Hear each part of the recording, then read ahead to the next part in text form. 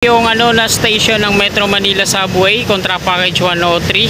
Ito po yung latest update natin ngayon, araw po ng Miyerkules, ika-12 ng Marso taong 2025. Nandito tayo ngayon sa kabaan ng Aurora Boulevard. Ito po yung eastbound patungong Marikina. At ito yung viaduct ng LRT2.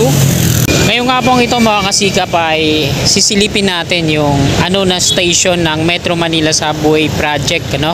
Papakita ko sa inyo kung ano na po yung latest sa kabila ng demolition po dito sa pagtatayuan ng package 103 kasama po ng Camp Aguinaldo. Yung mga malapit na nakapaligid sa kanya dito, mga establishment, commercial buildings malapit sa subway. Ito yung A&S lamps. Yan.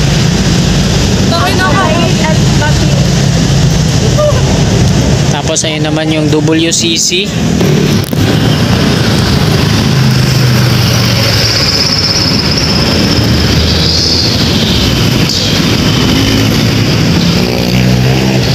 Westbound po sa kabila, mga patungo ng Santa Mesa.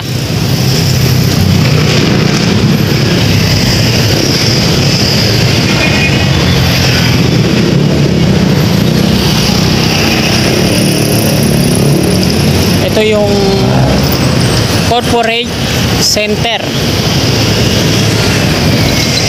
Malapit lang din siya dito sa subway mismo.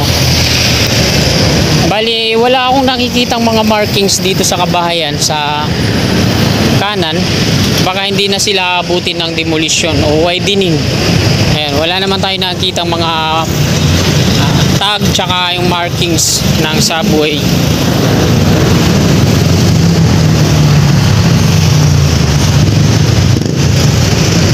Ito yung Lagarian Bridge. So pasilip ko sa inyo dito, inayos na rin to yung gilid-gilid, yung Lagarian Bridge. Nilagyan nila ng makakapal na wall.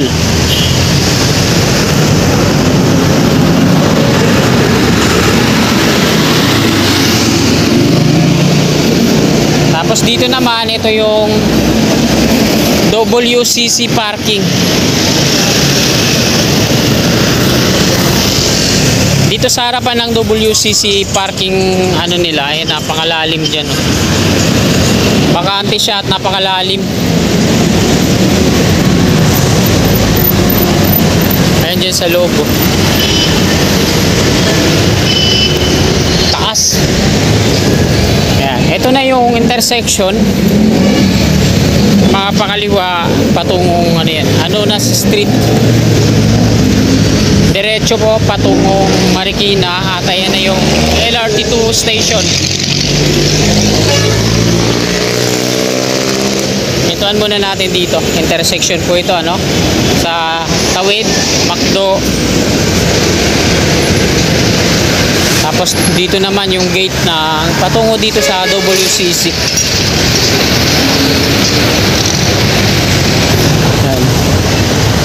Sa mga gustong mag-enroll dyan, ayan enroll now.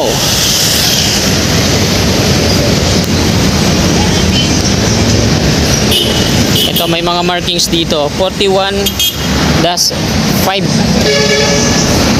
Mamaya tatawid tayo doon kasi patungo ako ng Viluna, pero ganun pa man, kunan ko po muna dito.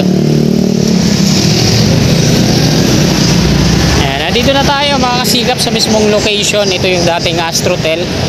Dito sa kanan, ito yung binakuran nila ng rib type na yero.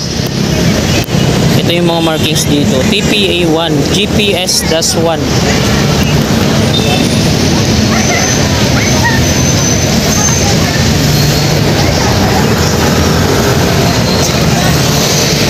WCC.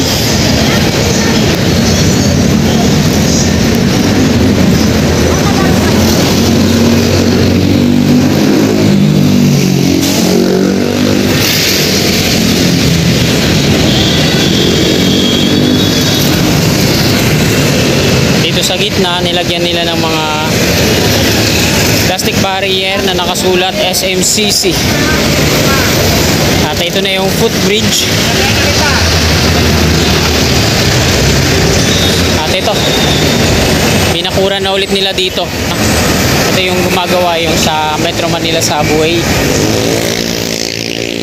Ay, hindi natin makita dito kasi medyo mataas yung bakod. Akyat tayo dito sa taas.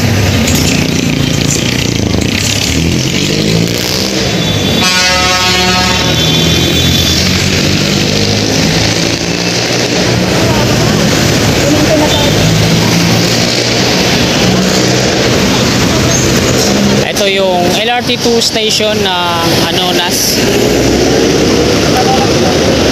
Sa tawid na kalsada, St. Joseph's Shrine, Diocese of Cubao. Tapos dito naman yung Task. Yung parking naman ay doon sa unahan. So ito yung magiging station box sa pasukan at labasan ng subway. Itong footbridge na to, bali ayusin na lang, lalagyan ng mga elevator kabilaan sa harap natin at saka dun sa westbound, lalagyan ng elevator. So ayan yung parking dyan, ano? At ito yung loob nun, no? Building ng taas, so hindi na to magagalaw, ano?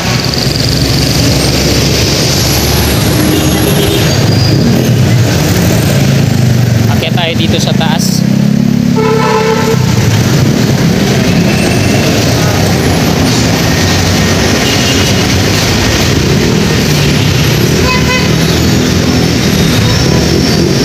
Bali ito na lang makakasigap yung hindi pa nagigiba.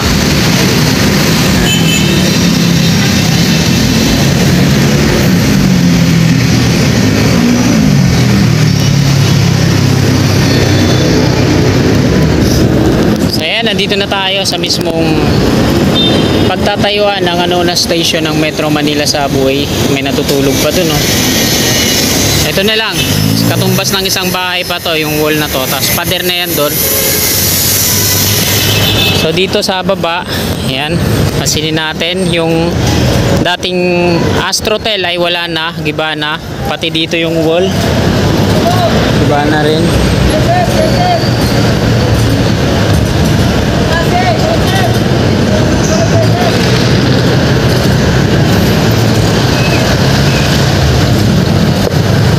Nagbistulan na siyang napakalawak na ano, no?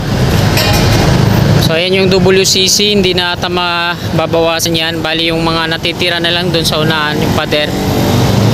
Tapos pa-diagonal to, makakasikap pag ganun, hanggang dun sa may ano, F. Castillo Corner, Luna. Yan yung may mga bahay dun sa likod ng puno na yon. So tapyas yan hanggang dun, ano? Kasi ito yung magiging ano niya dito, yung station box niya. Kung dito papasok at lalabas patungo dun sa underground yung mga pasahero ng subway. So dikit lang siya dito ng LRT2. Yung LRT2 ay nandito lang sa tawid, no? So kung lilipat kayo sa LRT2, lalakarin nyo lang. Paglabas nyo dito, halimbawa mayroon ng subway dito, tatawid lang kayo dun sa kabila, sakay ng LRT2.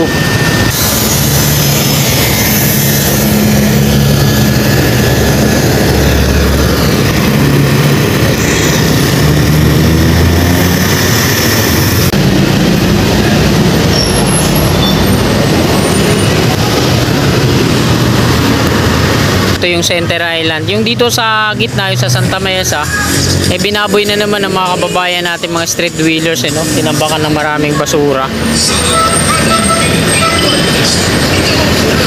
Dito sa kanan, ito po yung westbound patungong Santa Mesa. Sa kaliwa naman yung eastbound patungong Kogyo at Marikina. So bago tayo mag-end ng ating video, ayan, pasadaan muna natin ulit.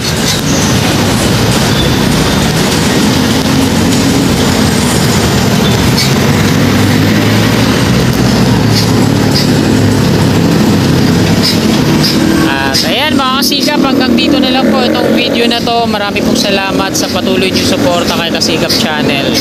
At bago nyo sana lisanin itong video na to mga kasikap, muli po ako maglalambing. Sana pa-like po. At sa mga kasikap natin na willing po sumuporta, na hindi pa nakakapag-subscribe, ayan, i-click lang po natin subscribe dyan sa baba sa gawing kanan yung katabi niyang bell. Bell all po natin para always updated po lagi tayo sa akin pang mga bagong i-upload ng mga video update. Maraming salamat, magandang hapon po. God bless po sa ating lahat. Sulatan ko